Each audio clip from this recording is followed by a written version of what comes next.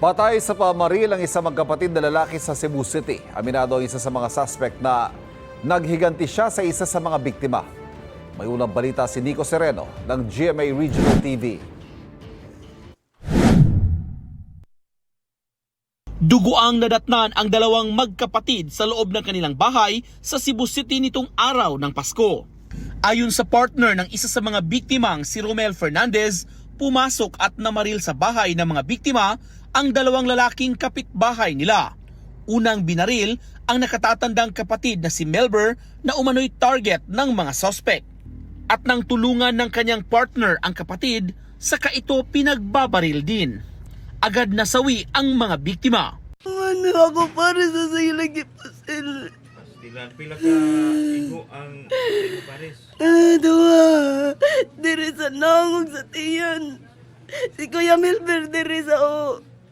Bukod sa nangyari ang krimen noong Pasko, kaarawan din noon ng kanilang inang labis ngayong nagdadalamhati. Pila ka tuig na kong sakripisyoan ng Melber, ma'am. Magpapadlong man to na siya, ma'am. Pero wadyo nakatilaw og tungo na ko nga gusto kong mamatay siya, ma'am. So pinangga kayo ni Pinangga, gitna ko siya bisag padlungon na si Melber. Ang anak ni Melber, ilang araw pa lang nakasama ang ama na bagong laya matapos makulong ng 18 taon.